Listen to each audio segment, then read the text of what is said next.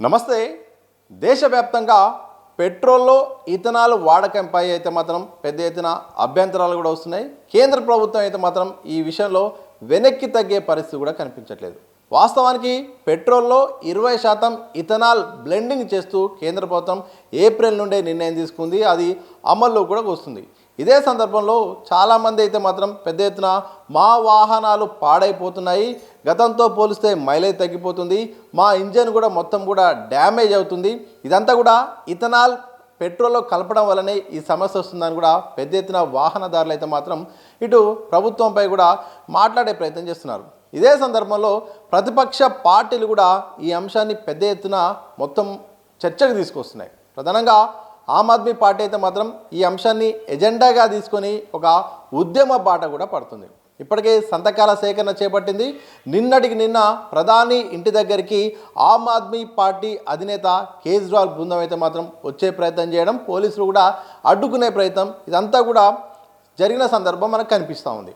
ఇదే సందర్భంలో కేంద్ర ప్రభుత్వం అయితే మాత్రం పార్లమెంట్ సాక్షిగా ఈ అంశానికి చాలా స్పష్టమైన ప్రకటన కూడా చేసింది. ఆమ్ ఆద్మీ పార్టీ ఎంపీ లేవనెత్తిన E20 ప్రశ్నకైతే మాత్రం కేంద్ర సహాయ మంత్రి సురేష్ గోపి అయితే మాత్రం వెనక్కి తగ్గేదే లేదు, ఎట్టి పరిస్థితుల్లోనూ E20 అనేది అయితే తప్పకుండా ఉపయోగిస్తాము, ఇథనాల్ అనేది ఇక పెట్రోల్లో భాగంగా ఉంటుంది, తద్వారా మనం విదేశాల మీద ఆధారపడడం అనేది తగ్గిపోతుంది, విదేశీ మారకం కూడా మిగిలే అవకాశం ఉంటుంది, కాలుష్యం కూడా తగ్గిపోతుంది అంటూ కూడా ఆయన చాలా స్పష్టమైన ప్రకటన చేశారు. అంటే ఎన్ని విమర్శలు వచ్చినా ఎన్ని రకాలుగా వచ్చినా మాత్రం ఇక కేంద్ర ప్రభుత్వం అయితే E20 విషయంలో ఇక వేరే నిర్ణయం అయితే లేదు, ఇదే కంటిన్యూ చేస్తుందనే ఒక స్పష్టమైన ప్రకటన చేసింది. వాస్తవానికి సురేష్ గోపి చెప్పిన మాటలు ఏందో ఒక 2-3 వర్డ్స్ అయితే మనం మాట్లాడి తెలుసుకునే ప్రయత్నం చేద్దాం. E20 పెట్రోల్ వినియోగాన్ని వెనక్కి తీసుకోబోం, ఇథనాల్ ఇంజనంతో దేశానికి ముఖ్యమైన ప్రయోజనాలు ఉన్నాయి, విదేశాలపై కూడా ఆధారపడకుండా ఉండే అవకాశం ఉంది, దేశీయ మారక ద్రవ్యము ఆదా అవుతుంది, రెండింటితో పాటు ఇథనాల్కు ముడి సరుకుగా వినియోగించుకునే చెరుకు, మొక్కజొన్న వంటి పంటలు పండించే రైతులకు అదనపు ఆదాయం వచ్చే అవకాశం ఉంది.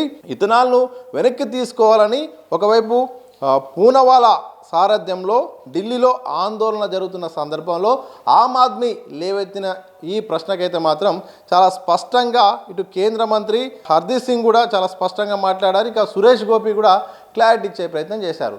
అయితే ప్రతిపక్షాలు లేవనెత్తుతున్న అంశం కనుక చూస్తే మాత్రం 2-3 అంశాలను చాలా బలంగా లేవనెత్తుతున్నారు. ఒకటి, అమెరికా ఒత్తిడి మేరకే ఇథనాల్ను వినియోగించాల్సి వస్తుందనేది ఒక ప్రధానమైన ఆరోపణ. మరోవైపు కోట్లల్లో ఉన్న వాహనదారులను కనీసం సరైన పరీక్షలు చేయలేదు, ఈరోజు బలవంతంగా ఈ యొక్క అంశాన్ని రుద్దే ప్రయత్నం చేస్తున్నారు, తద్వారా మైలేజ్ తగ్గిపోతుంది, ఇటు ఇంజన్ కూడా డ్యామేజ్ అవుతుంది, పాత బండ్లకు బలవంతంగా దీన్ని ఉపయోగించడం వల్ల చాలామంది వాహనదారులు ఇబ్బంది పడుతున్నారు. రైతుల పేరుతో ఈరోజు సొంతంగా ఇటు వ్యాపారాన్ని వృద్ధి చేసుకోవడానికి, డబ్బు సంపాదించడానికి కేంద్ర ప్రభుత్వం కావాలని చేస్తుందనేది ఇటు ప్రతిపక్షాల యొక్క డిమాండ్.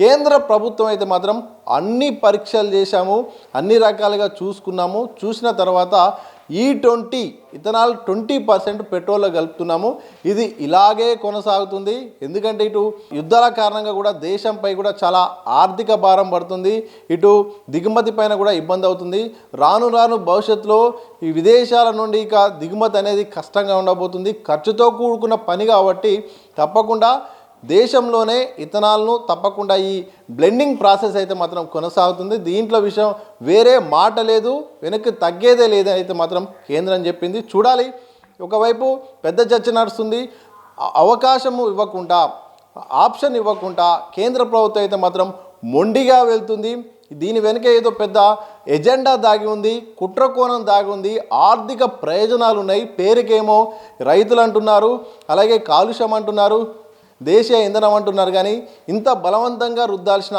అవసరమే వచ్చిందని ఇటు ప్రతిపక్షాలు అంటుంటే కాదు, ఇది చాలా అవసరము, చాలా ఉపయోగాలు ఉంటాయి, కాలుష్యం కూడా తగ్గుతుంది, అవన్నీ కూడా పుకార్లే జరుగుతున్నాయి తప్ప మైలేజ్లో మహా అంటే ఒక 6% కంటే ఎక్కువ కూడా తగ్గదు, కాబట్టి దాన్ని అర్థం చేసుకోవాలి. ఇవన్నీ కూడా అపోహలు, చాలామంది కూడా దీన్ని అడ్డుకునే ప్రయత్నం చేస్తున్నారని కూడా ఇటు కేంద్రం అంటుంది. మొత్తానికి ఎట్టకేలకైతే మాత్రం ఇక మంగళవారం రోజైతే చాలా స్పష్టంగా ఇక మేమైతే వెనక్కి తగ్గము, E20 కొనసాగుతుంది, పెట్రోల్లో ఇథనాల్ అనేది ఇక కలిపే కంటిన్యూ చేస్తాం తప్ప ప్రతిపక్షాలు చేస్తున్న రాద్ధాంతం విషయంలో మాత్రం నిజం లేదని కేంద్రం చాలా స్పష్టంగా వ్యక్తం చేసింది. పలు సర్వేలు అయితే మాత్రం భిన్నాభిప్రాయాలు కూడా వస్తున్నాయి. మరి దాని విషయంలో అయితే మాత్రం కేంద్రం అయితే మాత్రం పరిగణలోకి తీసుకోవట్లేదు. ఇలా మొత్తానికైతే మాత్రం E20 విషయంలో మాత్రం ముందుకు వెళ్ళేదే తప్ప వెనక్కి వెళ్ళేది లేదని కూడా కేంద్రం చెప్తుంది. మరి చూడాలి, ప్రతిపక్షాలు ఒకవైపు, ఇటు ప్రజా సంఘాలు రకరకాలుగా ఇటు ఉద్యమ బాట పడుతున్నారు, వాహనదారులు కూడా సోషల్ మీడియా వేదిక కూడా వాళ్ళ ఆవేదన వ్యక్తం చేస్తున్నారు. మా మైలేజ్ రావట్లేదు, మా ఇంజన్ ఖరాబ్ అవుతుంది, బండ్లు కూడా గతంతో పోలిస్తే డ్యామేజ్ అవుతున్నాయి, చాలా తేడాలు కనిపిస్తున్నాయి అంటూ కూడా ఇటు ప్రభుత్వంపై టార్గెట్ చేస్తూ ఈ అంశంలో వెనక్కి తగ్గాలని కూడా డిమాండ్లు వస్తున్నాయి. ఇలాంటి సందర్భంలో కేంద్రం అయితే మాత్రం స్పష్టమైన ప్రకటన అయితే జారీ చేసింది.